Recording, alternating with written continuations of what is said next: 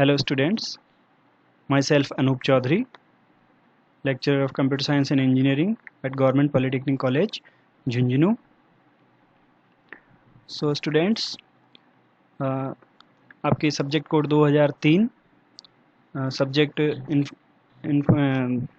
Subject introduction to IT systems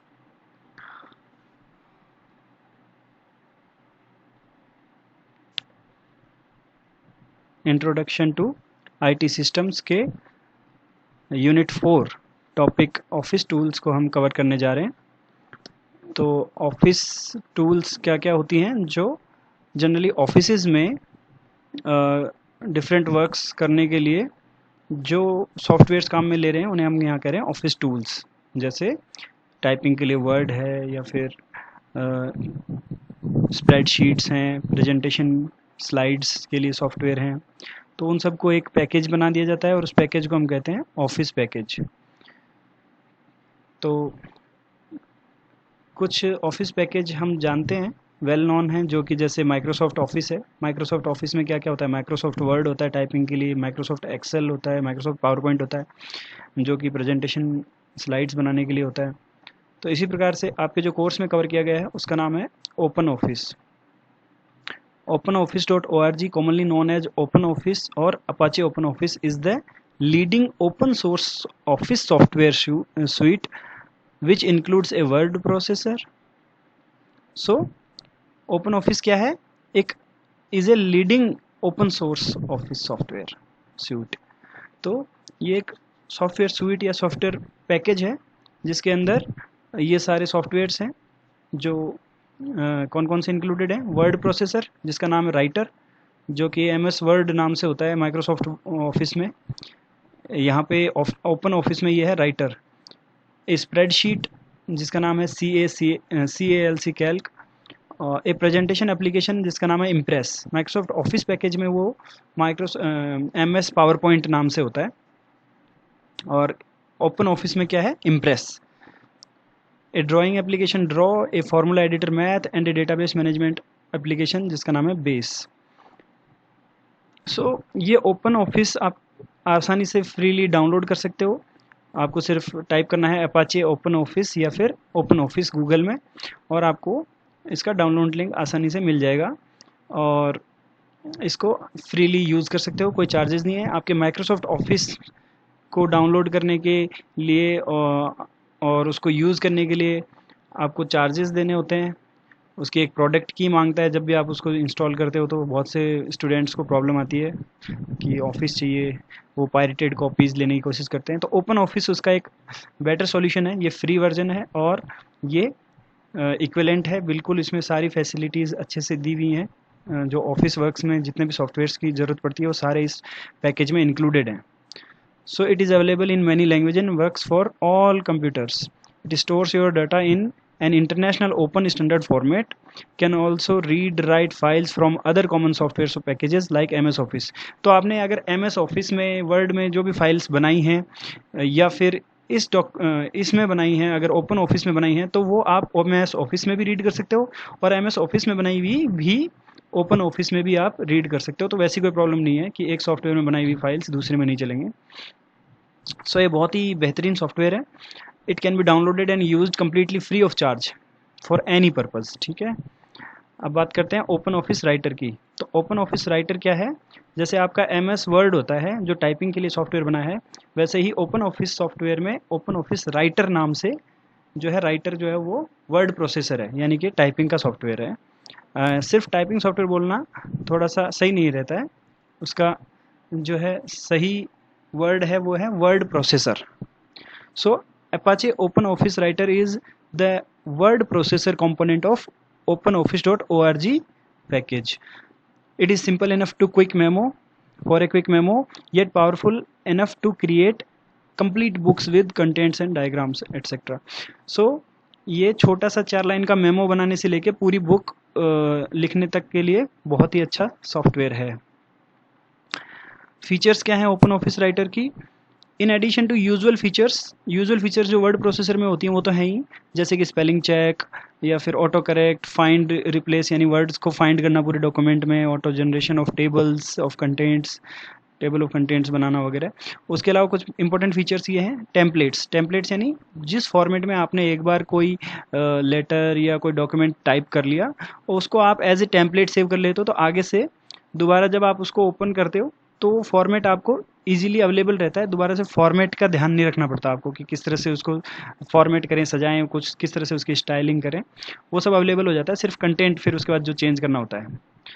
तो templates होती हैं। उसके अलावा पेज लेआउट मेथड्स, किस तरह का पेज आपको शो हो, page layout including frames, columns and tables, embedded और linking graphics, spreadsheets and other objects. तो यानी कि ग्राफिक्स और स्प्रेडशीट्स वगैरह को या तो वो फाइल्स को लिंक करना कहीं और सेव है तो, या फिर उनको एम्बेड करना, यानी कि इसी डॉक्यूमेंट के अंदर ही उसको कॉपी पेस्ट, मान लो कि कॉपी पेस्ट करना। बिल्ट इन ड्राइंग टूल्स होती हैं इनमें बहुत सारी, जैसे कि शेप्स वगैरह बनाने के लिए।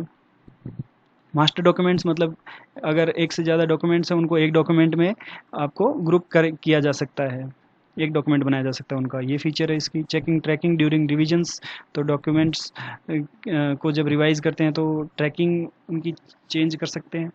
और डेटाबेस इंटीग्रेशन, डेटाबेस का इंटीग्रेशन मतलब डेटाबेस भी इसमें इंटीग्रेट कर सकते हैं, जोड़ सकते हैं, जैसे कि इंक्लूडिंग बिबिलोग्राफी डेटाबेस, यानी कि आप इमेजेस वगैरह जिस डेटाबेस में होते हैं उस तरह के डेटाबेस भी इसमें इंटीग्रेट कर सकते हो डॉक्यूमेंट में, यानी आपने जोड़ सकते हो।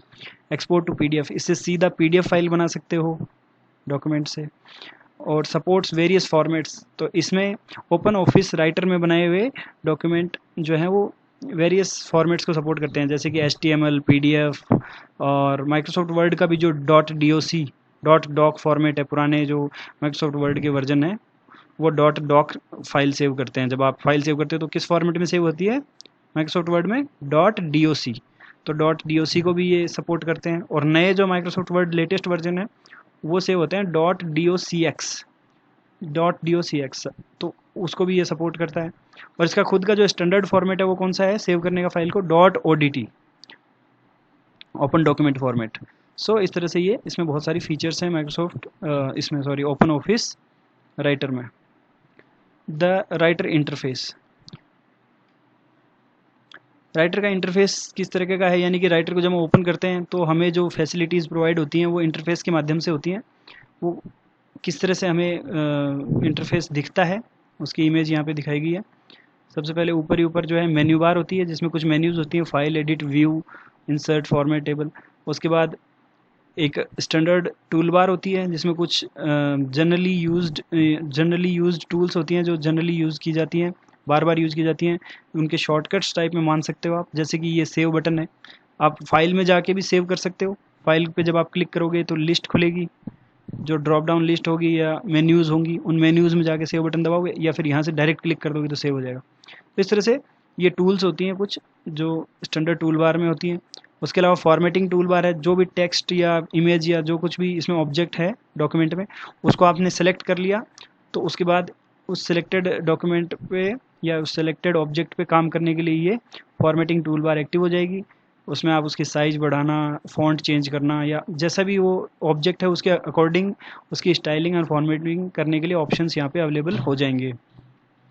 फिर उसके बाद रूलर, जो पेज की size and margins, top margin कितना है, कितनी जगह खाली छोड़नी है, लेफ़्ट मार्जिन कितना है, राइट में कितना खाली छोड़ना है, वो सब दर्शाने के लिए रूलर है। और नीचे एक स्टेटस बार है जो इम्पोर्टेंट है, जो डॉक्यूमेंट का स्टेटस बताती है। किस तरह से बताती है हम डिटेल में देखते हैं आगे। तो मेन्यू बार में कौन कौन सी मेन्यूज़ होती हैं, फाइल मेन्यू क्या होती है, contains commands that apply to entire document, जो पूरे डॉक्यूमेंट पे अप्लाई हो ऐसी कमांड्स होती हैं, जैसे open, save, export as PDF etcetera, ऐसी कुछ कमांड्स होती हैं। एडिट में क्या होती हैं, जो डॉक्यूमेंट को एडिटिंग में काम आती हैं, जैसे अनडू, रीडू या फिर फाइंड और रिप्लेस, जैसे कोई वर्ड को फाइंड करना है और उसको चेंज करना है, या कोई स्पेलिंग मिस्टेक है तो उसको चेंज करना है, या किसी का नाम है उसमें अगर गलत स्पेलिंग हो गई तो डॉक्यूमेंट में जहाँ जहाँ भी उसको चेंज करना है वहाँ फाइंड करो और रिप्लेस कर दो। इसके अलावा भी कट, कॉपी, पेस्ट वगैरह ऐसे बहुत सारी एडिटिंग के जो कमांड्स हैं वो एडिट मेन्यू में मिलेंगी। व्यू मेन्यू पे जब हम क्लिक करेंगे तो उससे आप डॉक्यूमेंट का किस प्रकार से आप व्यू चाहते हो, कितना उसको जूम करना चाहते हो, किस प्रकार का व्यू चाहते हो, वो सब व्यू मेन्यू में मिल जाएगा। Insert menu contains commands for inserting elements into documents such as header, footer and pictures। तो इंसर्ट मेन्यू में आपको वो कमांड्स मिल जाती हैं जो कुछ पिक्चर्स को आपको अगर डॉक्यूमेंट में इंसर्ट करना हो, या हेडर फुटर। हेडर फुटर क्या होते हैं हम डिटेल में देखेंगे। हेडर का मतलब जैसे आपके पेज नंबर ऊपर लिखे हुए होते हैं, जो राइटिंग एरिया होता है या कंटेंट एरिया होता है जिसमें लिखते हैं, उसके ऊपर खाली जगह होती है डॉक्यूमेंट में। तो जैसे ये खाली जगह है, ये अब यहाँ टाइपिंग हम करते हैं तो वो यहाँ होती है। तो ये इसमें किस तरह से हम इस एरिया को यूज़ कर सकते हैं, पेज नंबरिंग के लिए, या फिर बुक का नाम लिखा होता है हर पेज पे उसके लिए, या नीचे डॉक्यूमेंट के नीचे भी इसी तरह से खाली स्पेस होता है जिसको बॉटम मार्जिन बोल रहे हैं। तो उसमें फुटर बना सकते हैं हम उसको। फुटर जैसे पेज नंबर अगर हो सकता है हम बॉटम में लिखना चाहें टॉप की बजाय, तो फुटर का यूज़ कर सकते हैं। तो उसमें इंसर्ट करना, ये सब चीज़ें आपके किस मेन्यू में होती हैं, इंसर्ट मेन्यू में। उसके अलावा format menu contains commands for formatting the layout of your document such as styles and formatting and paragraph and bullets and numbering. तो डॉक्यूमेंट में स्टाइलिंग एंड फॉर्मेटिंग करने के लिए फॉर्मेट मेन्यू में कमांड्स होती हैं, जैसे कि मैंने यहाँ बुलेट्स लगा रखी हैं, ये पॉइंट्स हैं जो उनके आगे, ये देखो ये मैंने यहाँ पे बुलेट्स लगा रखी हैं। यहाँ पे नंबरिंग भी कर सकते हैं अपन 1 2 3 4 5 6।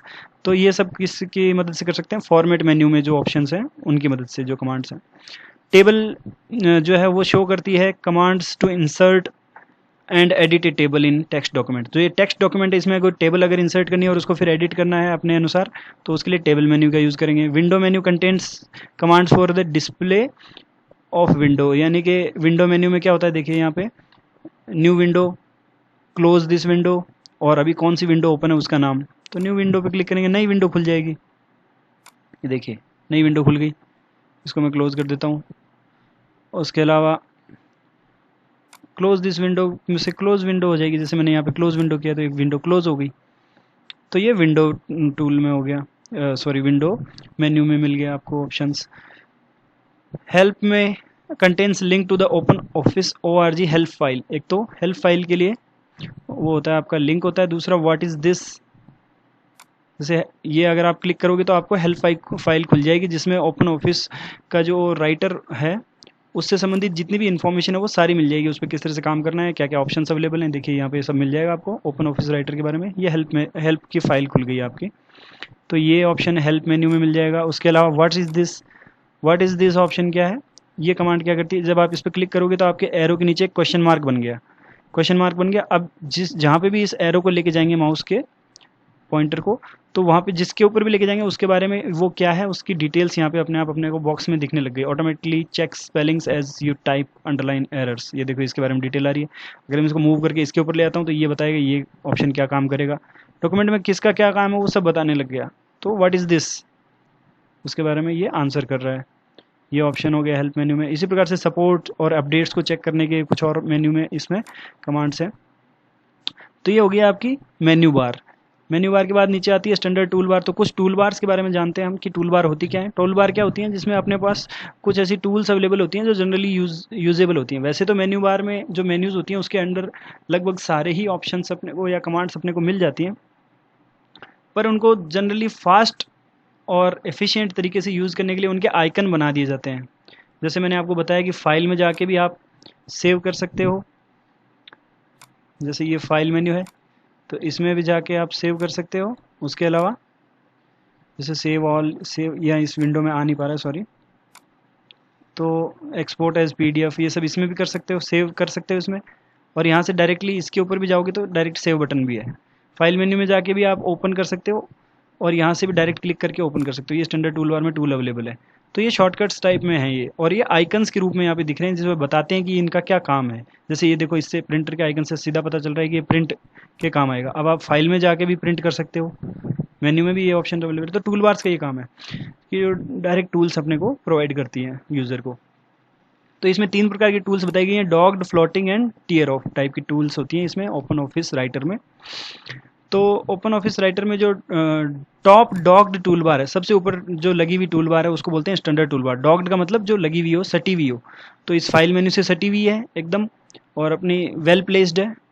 डॉग्ड का मतलब जैसे शिप डॉक होता है ना, जैसे किनारे पे लगता है शिप, वैसे ये इसके किनारे पे ये सेट है, तो ये अच्छे से फिक्स की हुई है, सेट की हुई है। इसको डॉग्ड टूल बार बोलते हैं। इसका नाम है स्टैंडर्ड टूल बार।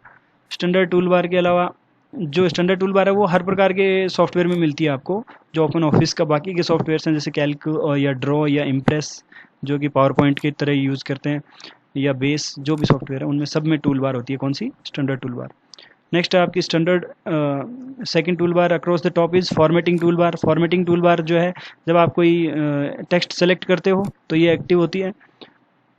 अब इसमें फॉर्मेटिंग टूल बार में इस टेक्स्ट की साइज़ क्या करनी है, फॉन्ट कौन सा लगाना है, बोल्ड, इटैलिक, अंडरलाइन करनी है कि नहीं करनी है, ये सब इसके फॉर्मेटिंग से संबंधित ऑप्शन इसमें अवेलेबल हैं। ये फॉर्मेटिंग टूल बार कहलाती है। और डिस्प्लेइंग और hiding tool bar, tool bars को डिस्प्ले या हाइड करने के लिए ऑप्शन होता है व्यू में। व्यू में आप जब मेन्यू में जाओगे तो टूल बार से एक वहाँ पे मेन्यू अवेलेबल है। उस मेन्यू में ये हैं जो जो शो हो रही हैं यहाँ पे टूल बार्स, उन पे टिक लगा हुआ है, जो नहीं हो रही है उन पे, वो जो नहीं हो रही है उन पे अनटिक है। तो आप जब इसको अनटिक कर देंगे तो ये हाइड हो जाएगी, और टिक कर देंगे तो ये टूल बार शो हो जाएगी। जैसे मैं यहाँ पे टूल्स पे टिक कर रहा हूँ तो यहाँ टूल्स टूल बार मेरे को आप सबको दिखने लग गई है। तो ये हाइड और अनहाइड का है। इसको क्लोज करूँगा तो ये वापस ये हाइड हो जाएगी। उसके अलावा मूविंग टूल बार्स को मूव करने का क्या तरीका है? दो तरीके हैं। तो हमने देखा यहाँ दो तरह की टूल बार्स, एक डॉग्ड यानी कि फिक्स है, और दूसरी टूल बार होती है जो है फ्लोटिंग यानी इधर उधर जो फ्लोट करती रहे डॉक्यूमेंट में, हम उसको इधर उधर खिसकाते रहते हैं, उस टूल बार को बोलते हैं फ्लोटिंग टूल बार। फ्लोटिंग टूल बार में को मूव करने का क्या तरीका है? जैसे टूल से हमने खोला था, ये किस प्रकार की टूल बार है? फ्लोटिंग टूल बार। और वो किस तरह की टूल बार है? जो दो टूल बार ऊपर लगी हुई है वो है डॉग्ड टूल बार। तो फ्लोटिंग टूल बार को मूव करने के लिए उसका जो टाइटल है, ये टाइटल बार है। इस टाइटल बार में जैसे टूल्स नाम लिखा हुआ है इसमें टाइटल, इस टाइटल बार को आप माउस पे लेफ्ट क्लिक करो और उस प्रेस किए हुए ही उसको वापस क्लिक को छोड़ना नहीं है, और उसको जहाँ पे भी चाहो मूव करते रहो। अगर हम इसको डॉग करना चाहें तो डॉग भी कर सकते हैं, यानी किसी भी डॉग्ड टूल बार को फ्लोटिंग बनाया जा सकता है या फ्लोटिंग टूल बार को डॉग्ड बनाया जा सकता है। डॉग्ड टूल बार किस तरह से बना सकते हैं? इसको किसी किनारे पे ले जाएंगे और वहाँ पे फिक्स कर देंगे। ये यहाँ पे डॉग हो गई है तो ये बन गई डॉग्ड टूल बार, वही टूल बार है ये। अब इसका जो हैंडलर है, जो ये छोटे छोटे पॉइंट्स यहाँ पे डॉट्स बनी हुई हैं, ये डॉट्स कहलाती हैं किसी भी टूल बार के हैंडलर।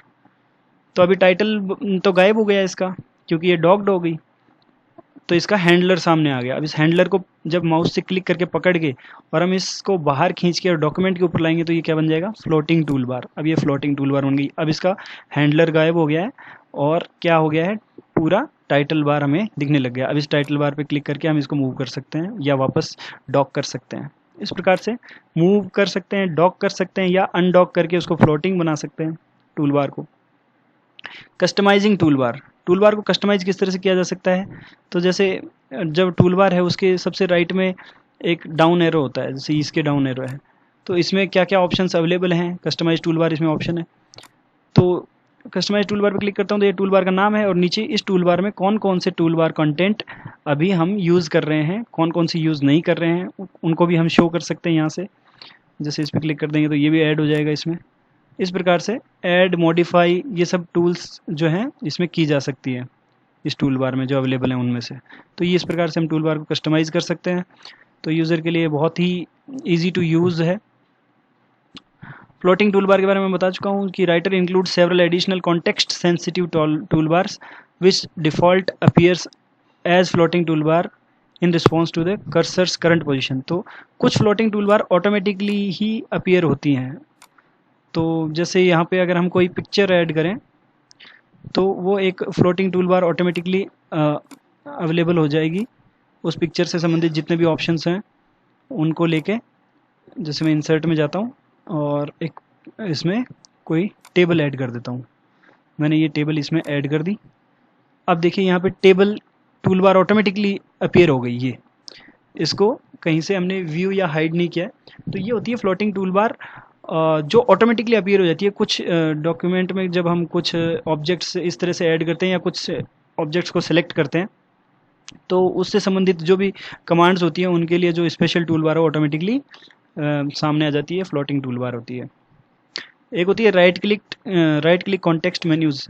तो जब हमको ये कुछ ऑप्शंस के लिए टूल बार अवेलेबल नहीं होती, जैसे मैंने ये टेक्स्ट सेलेक्ट किया तो इसके लिए यहाँ पे अगर टूल बार कोई नहीं आ रही तो इस पर क्विक कमांड्स मेरे को चाहिए, जो वो उस पर राइट माउस का क्लिक करते ही ऑटोमेटिकली अवेलेबल हो जाएंगी, कट, कॉपी, पेस्ट। तो ये जो राइट क्लिक कॉन्टेक्स्ट मेन्यू बोलते हैं इसको, राइट क्लिक मेन्यू, वो हम माउस के राइट क्लिक से वो भी प्राप्त कर सकते हैं। तो a context menu will pop up when you, कब पॉपअप होगी, when you right click on the paragraph, graphic और other object. Often the context menu is the fastest, तो किसी भी ऑप्शन ऑब्जेक्ट पे काम करने के लिए सबसे फास्टेस्ट मेन्यू जो है वो कॉन्टेक्स्ट मेन्यू है। आप उस पर गए और उस पर राइट क्लिक कर दिया, इसको सेलेक्ट किया, राइट क्लिक कर दिया, तो इस पर क्या क्या ऑप्शंस अवेलेबल है वो आ गए। ये हालांकि मैं अभी माइक्रोसॉफ्ट वर्ड में काम कर रहा हूँ, वो जो दूसरा इंटरफेस मैं आपको इसमें दिखा रहा हूँ वो है ओपन ऑफिस का राइटर। इसमें हमने अभी एक टेबल और कुछ टाइप किया है, जो कि एक्चुअल में कोई टाइप किया हुआ वर्ड नहीं है। रूलर बता चुका हूँ मैं, डॉक्यूमेंट की साइज़ वगैरह बताने के लिए और मार्जिन्स वगैरह बताने के लिए। और ये है स्टेटस बार। स्टेटस बार के दो पार्ट होते हैं, ये स्टेटस बार है सबसे नीचे, ये ओपन ऑफिस का राइटर हमने खोल लिया फिर से। इसमें ये है लेफ्ट पार्ट और ये है राइट पार्ट। तो इसमें क्या क्या ऑप्शंस हैं वो हम देखते हैं। Page number, page style, language कौन सी है, इंसर्ट मोड या ओवर मोड, कि भाई आप जब डॉक्यूमेंट के बीच में कोई वर्ड इंसर्ट करते हो तो वो इंसर्ट होता है तो आगे का वर्ड आगे खिसक जाता है या उसके ऊपर ही ओवर राइट हो जाए। ओवर होगा तो ओवर राइट हो जाएगा, इंसर्ट है तो इंसर्ट होगा बीच में और वो आगे वाला वर्ड आगे खिसक जाएगा। ये दो मोड होते हैं। उसके अलावा सिलेक्शन मोड है, अनसेव्ड चेंज जो है स्टार दिखाएगा, डिजिटल सिग्नेचर यहाँ पे आपको शो होगा, इन ऑब्जेक्ट इन्फॉर्मेशन यहाँ पे शो होगी, व्यू लेआउट यानी कि अभी कौन सा पेज है किस व्यू में है वो यहाँ पे शो हो रहा है, जूम स्लाइडर यानी कि इस ऑप्शन से आप इसको लेफ़्ट या राइट क्लिक स्लाइड करके खिसका के और पेज को जूम इन या जूम आउट कर सकते हो, बड़ा या छोटा कर सकते हो। कितना जूम किया हुआ है फिलहाल वो उसका परसेंटेज यहाँ दिखाई रहा है सबसे राइट में। ये है स्टेटस बार जो लेफ़्ट से लेके यहाँ तक राइट तक। एक लास्ट इसमें है using navigation tool bar. Navigation tool bar क्या होती है, नेविगेट करना यानी कि आप यूँ समझ लीजिए कि एक स्थान से दूसरे स्थान पर जाना। तो नेविगेट के लिए इसमें देखो जैसे दिखा रखा है, इसमें मैं आपको खोल के दिखाता हूँ ओपन ऑफिस। ये ओपन ऑफिस राइटर खोल लिया। इसमें हमको ये वर्टिकल बार है, ये हॉरिजॉन्टल बार है जो कि पेज को स्क्रॉल करने के काम आती है। तो स्क्रॉलिंग बार जो है वो स्क्रॉल बार है। स्क्रॉल बार में वर्टिकल स्क्रॉल बार के नीचे नेक्स्ट पेज या प्रीवियस पेज पे जाने के लिए बटन्स दिए हुए हैं और उनके बीच में दिया हुआ है नेविगेशन। इस नेविगेशन पे क्लिक करेंगे तो नेविगेशन टूल बार खुल जाएगी और नेविगेशन टूल बार में फ़िलहाल क्या सिलेक्टेड है, पेज, यानी कि अब नेक्स्ट और प्रीवियस से क्या चेंज हो रहा है, पेज। अगर मैं इसकी जगह इसमें ये कर दूं टेबल, जैसे इसमें ये टेबल होगी, ये टेबल है, अब क्या होगा, नेक्स्ट टेबल प्रीवियस टेबल ये सिलेक्ट होगी। तो अभी सिर्फ एक ही टेबल है, जैसे मैं यहाँ पे एक और टेबल इंसर्ट कर देता हूँ। मैंने यहाँ पे इंसर्ट कर दी एक और टेबल, इंसर्ट टेबल, और कॉलम उसमें मैंने 2 की बजाय 5 कर दिए, रॉ चाहे कितने भी हो 2 ही मान लो। तो ये 2 टेबल हो गई। अब मैं नेक्स्ट या प्रीवियस करूँगा तो क्या होगा, प्रीवियस टेबल नेक्स्ट टेबल। तो अब पेज की जगह टेबल स्विच हो रही है, क्यों, नेक्स्ट टेबल 2 ही हैं तो 2 ही बार हो गई, क्योंकि हमने यहाँ पे नेविगेशन टूल्स में जाके और उसको टेबल सेलेक्ट कर गया। जब हम उसको पेज सेलेक्ट कर देंगे तो ये नेक्स्ट पेज और प्रीवियस पेज का काम करने लग जाएगा। तो इस तरह से ये नेविगेशन टूल बार को यूज़ किया जाता है। सो आज के लिए इतना ही काफ़ी है। Thanks students. नेक्स्ट वीडियो में हम देखेंगे और इलेबोरेट करेंगे किस तरह से राइटर को यूज़ किया जाता है कोई भी डॉक्यूमेंट टाइप करने में। Thank you.